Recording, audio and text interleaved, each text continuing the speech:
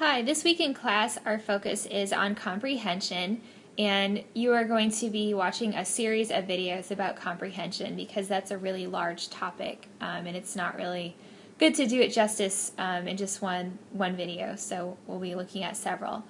And comprehension, as we've learned all semester, is really important. It's often regarded as the end goal of reading instruction. All the things that we do to help students read well, like teaching them phonemic awareness and teaching them phonics skills and helping students master new vocabulary, all of those things are done in support of helping students understand what they read or helping them comprehend what they read. So comprehension is really critical because ultimately that's what we want students to be able to do independently when they read, is to understand what it is they're reading. And comprehension is a really complex process that depends on multiple factors. And some of these factors are included on this slide. One is prior knowledge, and I'm going to talk a great deal about prior knowledge and some ways that you can help students develop their prior knowledge in another recording. But the idea with prior knowledge is that the more you know about a topic already, the easier it is for you to comprehend information that you read about a topic. As an example, I know a good deal about literacy, being a literacy professor at Southern Miss. So when I pick up a professional book about literacy, it's usually pretty easy for me to read that book because I already bring a great deal of knowledge to my reading of that text. However, I have really limited background knowledge about quantum physics. And if I read a book about quantum physics, I would have a really hard time understanding what I was reading, even though I'm a good reader and I might understand what a lot of the words mean. That concept is really, or that topic is really unfamiliar to me, so I'd have a really hard time understanding a book about quantum physics. I probably would not understand much about what I read because I just don't have a lot of prior knowledge about the topic. So prior knowledge is a huge factor in how well students comprehend. And as I said before, we're going to talk about the implications of that in another recording. But comprehension also depends on the reasons and the goals that you have for reading. Comprehension is improved if you have a real purpose for reading because you really truly want to know the information in the book or in the text. Whereas if you're assigned reading, by the teacher, it might be less interesting for you and you might not be as engaged in it and your comprehension might suffer. Comprehension also depends on your use of reading strategies. For example, good readers constantly monitor their understanding of what it is that they're reading, and if they realize they're not understanding it, they use what we call fix-up strategies to help, assist with their comprehension. For example, sometimes when I'm reading, my mind tends to wander, and I think about other things, and I realize I've read a whole paragraph and I didn't understand what it meant or what the author was saying because my mind was elsewhere. So I realized that, and then I go back and I reread carefully in order to understand what the paragraph said. Comprehension also depends on the genre of the book itself. A lot of research has suggested that people tend to have an easier time with narrative text than they do with informational text. So a narrative text is like a story. So the novel that you read at the beach, or say the work of children's literature that you pick up and read to your children, like Goodnight Moon, something like that, that would be considered a narrative text. It tells a story. And usually in school, narrative text is among the first type of text that students are introduced to, and it's used very commonly. So people, and students in particular, tend to have an easier time reading narrative text. Whereas informational text, for example, like a textbook in a content area or a journal article that you might read for a college course, those are informational texts. And those can be more challenging to understand because they use a lot of technical words. Also, you might not have a lot of background knowledge about the topic. And certainly informational texts use different conventions that you won't find in a story in a narrative text. Of course, the difficulty of the text also is an important consideration in terms of comprehension. If a text uses really advanced vocabulary words, or if the text is disorganized and not well written, that's going to make the text more difficult to read, and your comprehension will be impacted by that. But on the other hand, if the writing is clear and well organized, and the author takes great care to use appropriate vocabulary words or defines vocabulary that might be unfamiliar within the body of the text, that text is going to be easier to understand. Also, memory capacity has something to do with comprehension. Having a good capacity for what you remember is really important to comprehension. Also, you need to consider factors like the social context of reading. For example, a lot of teachers, including college instructors like myself, will often have students discuss books that they're reading during class time. And that can help facilitate comprehension because students are talking about the book and getting other perspectives about a book that they're reading. For example, when I taught this course in a previous semester, we had a larger class size than we have now, and we had a textbook that I used and was sort of told to use because I was brand new just coming in, so I didn't really have a lot of say. The textbook was already selected. So the textbook I felt wasn't really useful, and it was very technical and very dense, and in order to help the students in this class understand what they were reading from the textbook, I had them work in small groups and have them take on different roles. Like, for example, one student's job was to define the vocabulary in the textbook chapter, while another student wrote questions about the textbook chapter to discuss with the group. So we would take class time, and the students would actually talk about the textbook, and they often reported to me that having those discussions with their classmates in small groups really helped them understand the textbook, because a lot of them struggled with it because it was just really difficult. Even for me, as someone who has a lot of knowledge about the subject of the textbook, it could be challenging. So oftentimes having those kind of discussions about books in a classroom setting can really help enhance students' comprehension.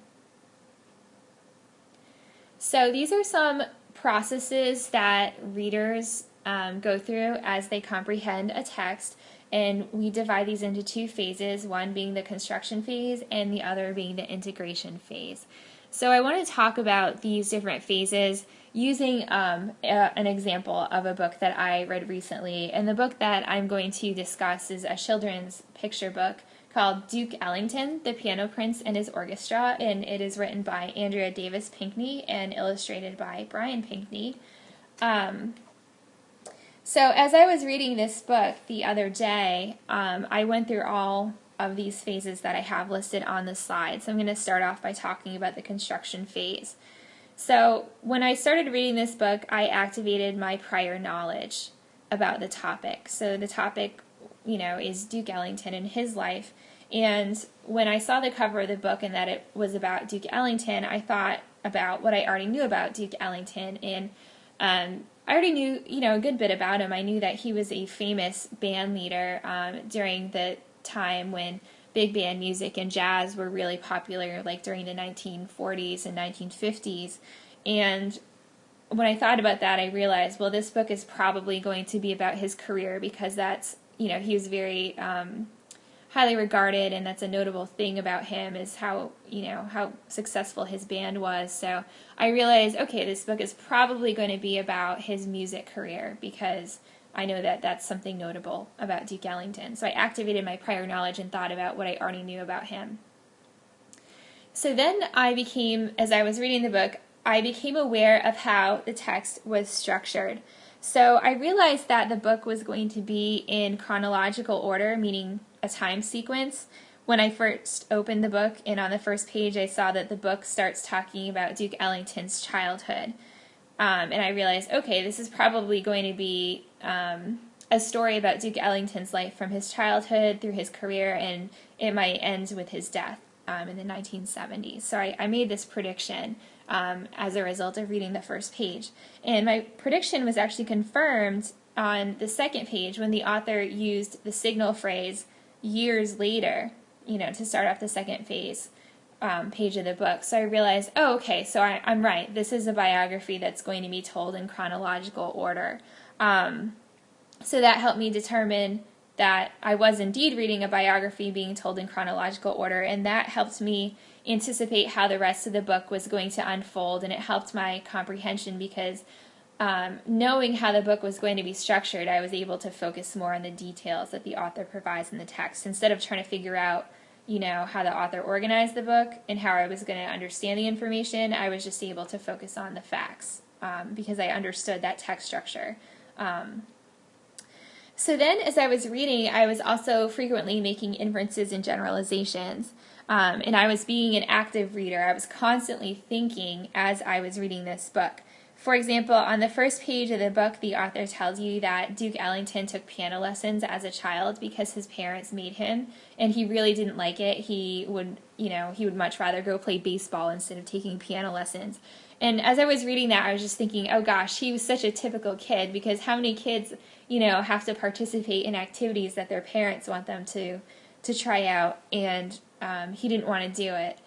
So I was just thinking about that, like that certainly connects to my own life. I remember doing things as a kid I didn't really want to do, and it just kind of made me think about, well, that's kind of a general theme in childhood, isn't it? Being forced to do something by your parents. So I was thinking about that as I was reading the text. And I was reading, I also inferred that perhaps Duke Ellington encountered some racial prejudice. The text says that his band, after they became really successful, were invited to play at New York City's Carnegie Hall, and they were among the first African Americans to ever perform at Carnegie Hall. And that made me think, well, at the time that he was, at the time Duke Ellington was really popular as an African American band leader, he probably encountered a lot of obstacles in terms of being able to play at different venues, because of course in the time period in which he was most popular, racial prejudice was very blatant a lot of the time, and your race really impacted your daily life in a lot of ways. I mean, obviously race still does, but at that time it was probably much more visible and obvious.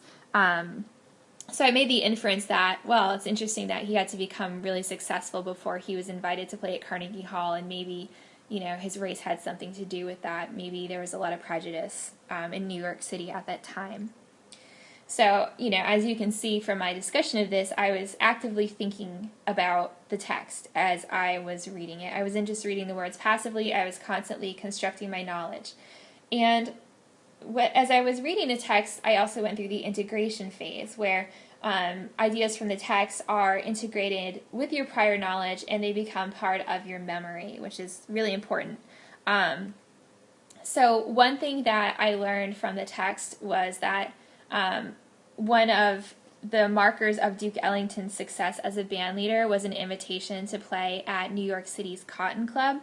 And that actually reminded me of a podcast I listened to a few weeks ago about a famous dancer named Frankie Manning, who was well known for a dance called the Lindy Hop during the big band swing era.